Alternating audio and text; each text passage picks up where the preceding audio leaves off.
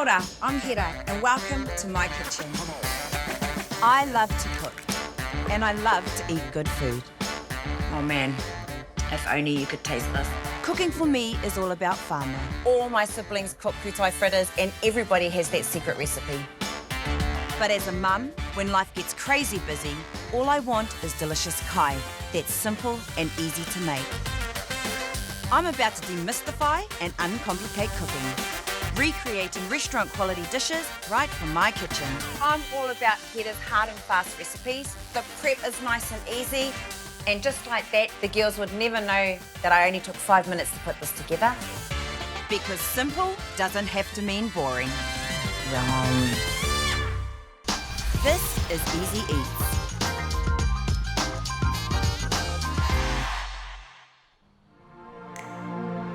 Kei tēnei hōtaka. A whānau recipe for the perfect lamb shanks. Thank you very much. Say goodbye to boring risotto. It has kumara, spinach, lots of cream, and of course, the key ingredient, parmesan. Something a little different. Crispy pork knuckles. It is so good. And chocolate molten lava cakes to finish. Namu namua. You deserve this dessert. The dish that I'm going to be making today is smoked kumara puree with lamb shanks and blanched beans. Now, this dish is very special to me for 2 reasons. The first reason being that smoked kumara puree was one that my friend Tash and I created on MKR. The second being the lamb shank dish. Now, this is a dish that my sister, who's so dear to me, and I created for our matariki dinner with the Waitai sisters. So I'm really looking forward to showing you some quick and easy steps on how you too can make this amazing dish in your whare. He miti reme, he pinu kumara kua kakaratia e te ahi, he pini hoki hei kinaki. So as you can see, quick and easy, you can do this on the stove, you can do it in a slow cooker, but today we're going to do it in an electric frying pan. So I've got this turned on. We're going to add a little bit of oil. Now, a little trick and tip about electric frying pans is that what you'll find is that it will come up to temperature, switch itself off, and continuously keep doing that throughout the cook. So keep an eye on that. We'll just wait for that to come to room temperature, and everything's going to be chucked in. That seems about right. In goes our onions. Now, I like to add whole garlic cloves, and the thing with lamb is that you want chunkiness, you want heartiness, you want beefiness, all of that coming through together. So don't worry too much about finely dicing. We want to add these ingredients for flavour. So the best part about having whole clove garlic is that because it's going to be cooking for so long, it's going to hold its shape, but it's also still going to allow for all those flavours to infuse and be released throughout your kai. Right, that's perfect. We're going to go in with our lamb shanks and we're just searing them off. Slow cooking recipes don't always instruct you to sear meat before adding it to the pan. But by doing so, the caramelised surface of the meat will give an incredible depth of flavour to the finished dish. So what you'll find with the lamb shanks is that when they go in, this is what they look like. But slow cooking it and the cooking process, what it tends to do is that the meat will shrink down. It'll give you that beautiful bone that will come through right at the end. I actually remember when my sister and I were cooking this dish, I think we had about 90 pieces of lamb shanks, and we were in this kitchen on this giant silver stove. And can you imagine cooking 90 pieces of lamb shanks? It was like never ever stopping, constantly turning, making sure that they weren't burnt. By the time I got to the 89th one, I had to quickly be back at step 1, and oh my gosh, it was hectic, but I tell you what, we pulled it off.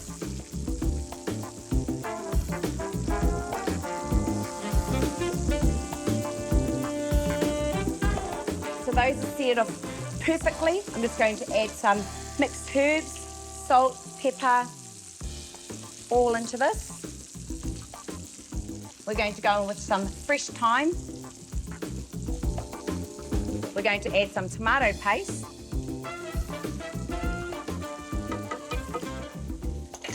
Some canned tomatoes.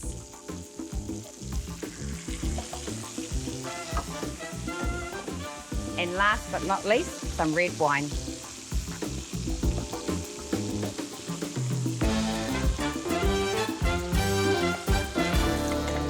all we're going to do now is cover with the lid, turn your temperature down, and allow this to slow cook for 5 hours. Smoked kumara puree. Kumara is my favourite huawhenua. The best thing about this particular dish is that it's so quick, it's so easy. You're just going to cut your kumara in half, parboil it, which basically means half cook it. Remove it from the water, sprinkle it with some nutmeg, chuck it in your smoker for about 5 to 10 minutes. All you're looking for is for the smoked flavour to get through into the kumara. Once that's done, remove from the heat, and then we're going to get the puree going. Traditionally, back in the days, we all would have had a food processor, or Nan or Auntie would have had a food processor, but you know, we're upgraded now and we've got things such as NutriBullets.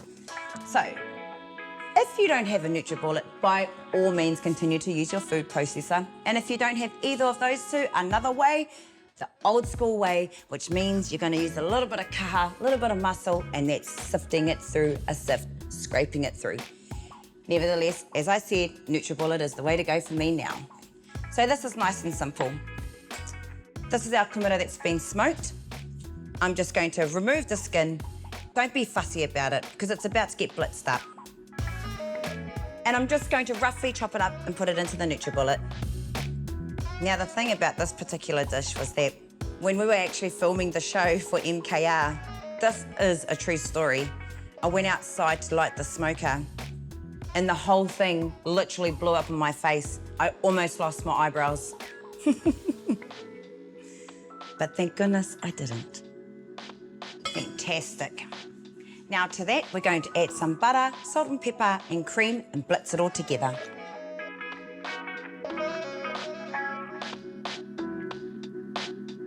Now for me, I've always got this theory that you must taste as you go. So you're going to find, you're going to blitz it, give it a little bit of a taste. If it needs some salt, add it, pepper, add it, but get it until it's exactly how you want it.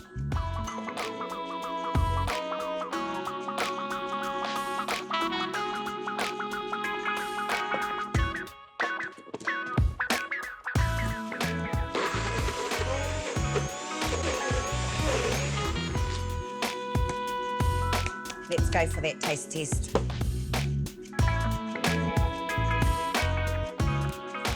Well, I must say so myself, that's pretty damn perfect. The consistency and the texture that you want to go for, as I said before, is a puree. That's done, we're going to put it to the side for later.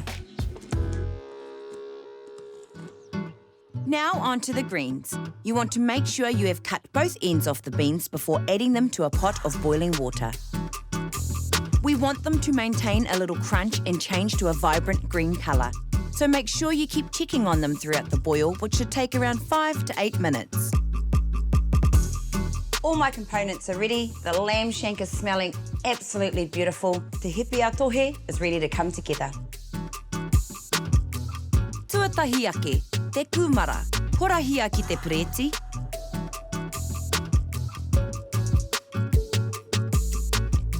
Kātahi, hakatako hia te miti ki runga I te pinupinu, maringi hia hoki te wairanu. Hei hakamutu ake, horahia ngā pini, I nā tea tāhua. And there you have it, te hipi atohe, smoked kumara puree, lamb shank and blanched beans.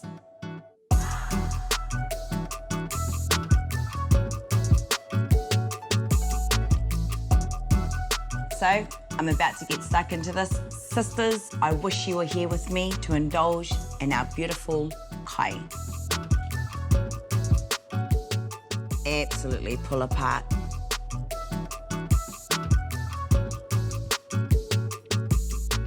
We're going to toast the thyme, the garlic, and this smoked kumara puree. Might have been a 9 on the night, but it's definitely a 10 tonight. Blanching your beans keeps them soft and crunchy, all in one bite. So, in the famous words of Hera, all I have to say is, thank you very much.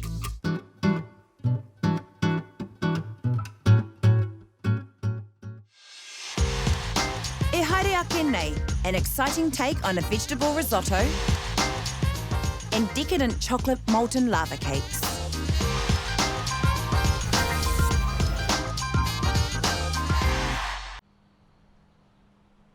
Risotto. Apparently it's one of those dishes that's really difficult and technically hard to make, but I'm going to show you a few steps to make it quick and easy. It's going to be delicious, it's going to be creamy, and it's going to be your next dish that you're going to take to your dinner party. It has kumara, spinach, lots of cream, and of course, the key ingredient, parmesan.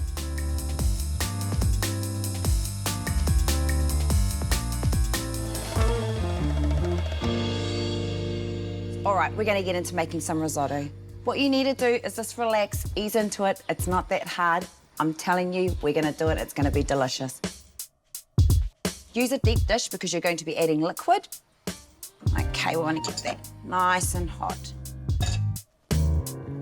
Right, we're going to use some onions. Smell of onions, yum.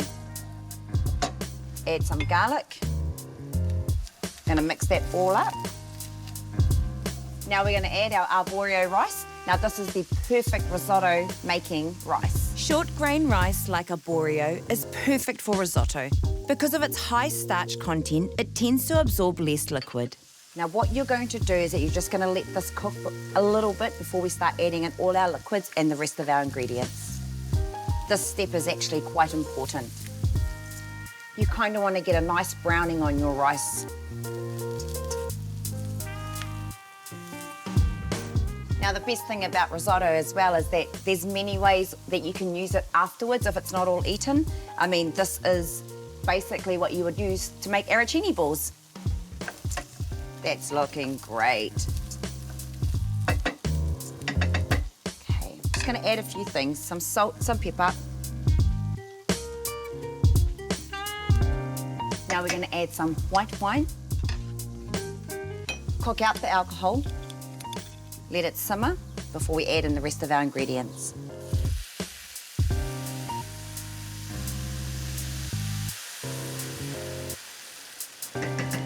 And it's at this stage that I like to add some chicken stock. This particular dish is a beautiful vegetarian dish, but it can also accompany a beautiful roast chicken. Okay, we're going to add some boiling water. This is going to cook the rice through. So when you've had a hectic day and you're really, really busy, this is the dish that I love to make just for myself and not to share. Going to add some bay leaves. Now what I've also done is that I'm going to be adding kumara. And I've grated the kumara, and the reason for that is that, you know, risotto, it's such a silky, creamy sort of dish. And when you grate your kumara, it actually cooks through a lot faster than having big chunks, and nobody wants chunky parts in a risotto. So we're just going to add that, and I've chosen golden kumara today, just to give it a little bit of colour.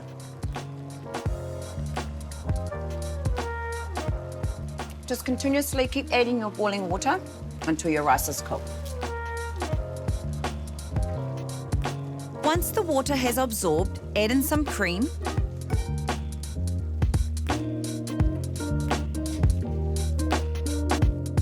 Add in your spinach.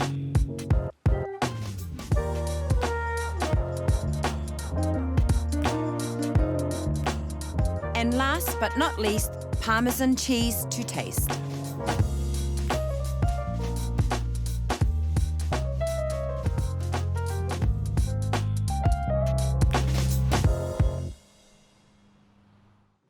All right, that's done. Let's plate it up. I'm hungry.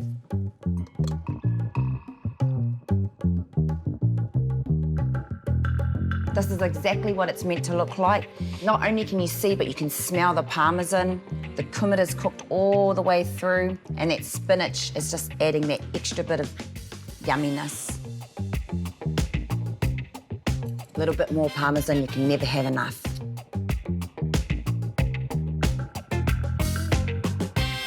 And there you have it, kumara and spinach parmesan risotto.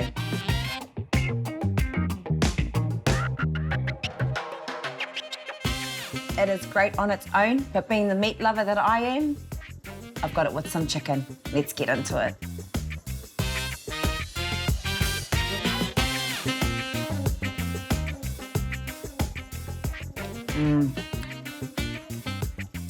The texture of the rice is perfect.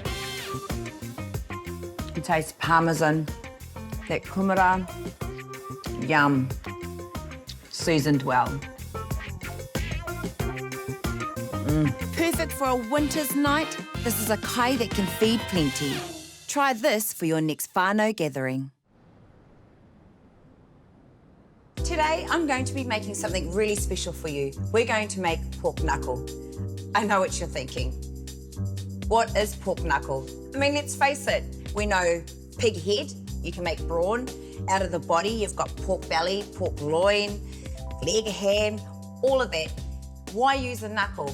Well, believe you me, this is going to be so amazing. It's quick, it's easy, two-step method. Let's get into it. A twist on a cut of meat, not widely used by many, double-cooked pork knuckle with a zesty summer salad. This is quick and easy. This is the first step of a two-step process. We're going to add our pork knuckles, some vinegar, peppercorns, and some bay leaves. We're going to top it up with some water, almost covering it, but not quite. So we're going to pop the lid on, put it on a medium heat, and it's going to simmer for 1 hour and 45 minutes. Make sure after handling the raw meat you wash your hands before moving on. So the pork knuckles have been simmering for 1 hour and 45 minutes. I've turned the heat off, allowed them to come down to medium temperature. I'm going to remove them and pat them dry with a paper towel.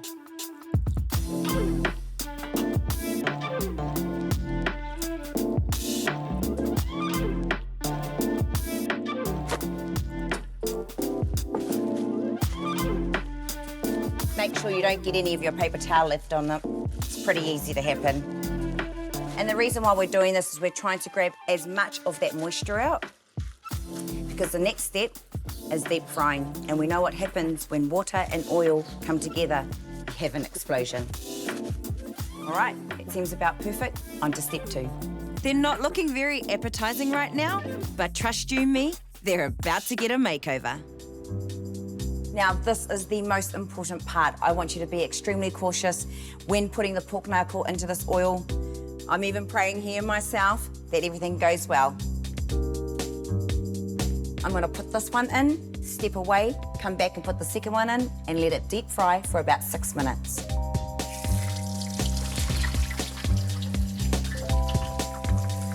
Safety is key in this part of the cooking process, so make sure you use a deep enough wok or pot to lessen the risk of oil splatters.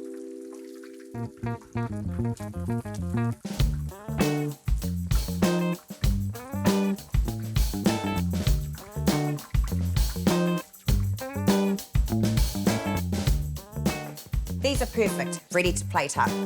Now, if you didn't know, this is actually a traditional Filipino dish known as crispy pata. So what we're going to do is we're going to take off the meat from the bone, and it's quite simple, just by sticking your knife in and pulling that meat away. Oh, just hear that crunch. All right.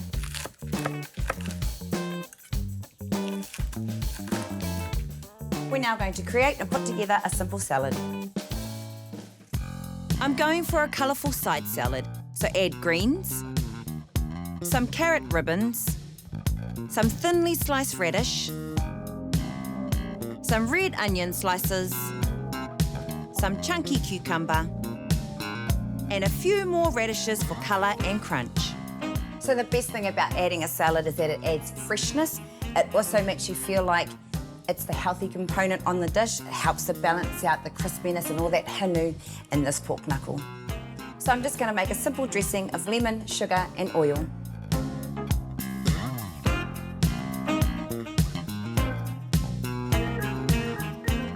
So a quick tip is, if you squeeze the lemon through your fingers, it will stop any pips from getting through.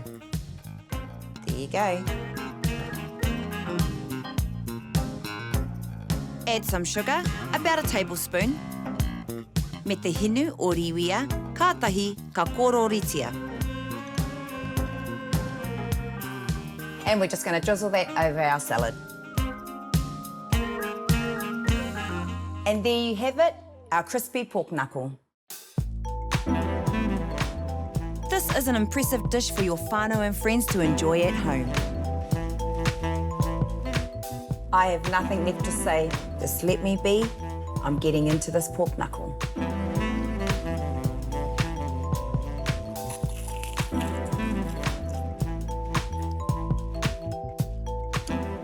Wow. It is literally pull apart me and taste the salt. That pork, the outside of the skin, is like pork crackling. It was gorgeous.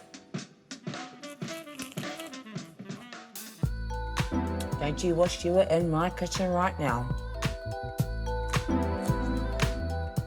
The salad is beautiful and refreshing. It's a great way to cleanse the palate with all that hinu sitting at the top of the roof of my mouth. This is so good. If you're lucky enough to have leftovers, let them cool before covering and placing them into the fridge. E whai ake nei, my decadent chocolate molten lava cakes.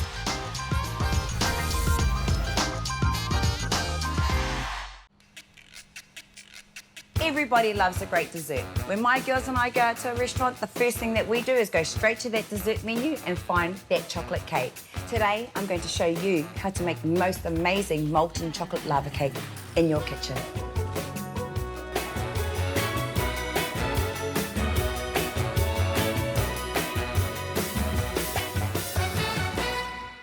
So first up, we're going to head over to the stove. We're going to mount our butter and our chocolate. Because like I said, this is quick and easy, and trust you me, anybody can do it. Add chocolate buttons to the butter. Stir continuously until it's completely melted and combined. So our butter and chocolate have combined and melted perfectly. We're going to add it to our bowl. This is honestly so quick and so easy. To that, we're going to add our sugar, our flour. And what you'll notice about this recipe is that there isn't a lot of flour, and that is the secret to this particular cake. Just going to mix that together. There's also no sifting. You don't have to sift, just chuck it all in. So to that, I'm going to add 4 eggs.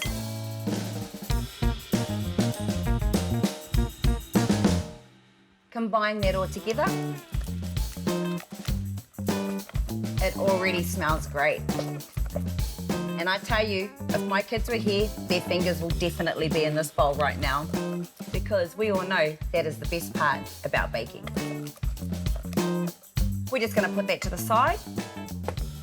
We're going to cook these in ramekins. Really nice, really simple. We're just going to dust it with some cocoa.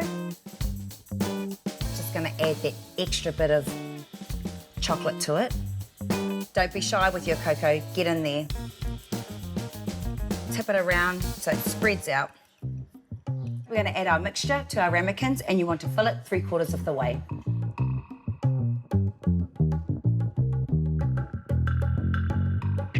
So the oven has been preheated at 180 degrees. You're going to pop these in for about 10 to 12 minutes. You want the outside to be beautiful and fluffy, and the inside to be gooey and delicious.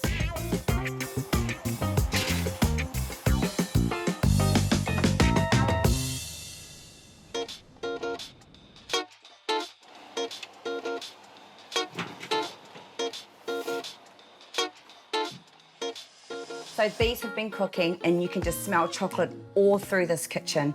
It's time to dress them, then I'm going to get into it. A dusting of icing sugar. I'm adding raspberries and cherries to balance out the richness of the chocolate. And a sprig of mint to add the freshness and a pop of colour. And there you have it, what I would call the perfect girls' night out molten chocolate lava cake. He tere, here karawa tu hoki. Tēnei kihini, I nā te kākara namu ā. Ka mutu te atāhua hoki. One word, yum. This is how I've dressed the dessert. Easy eats, but the proof is in the pudding.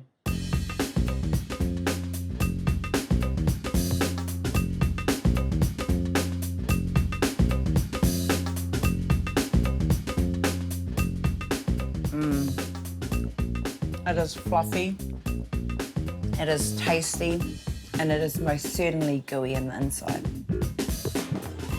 You deserve this dessert.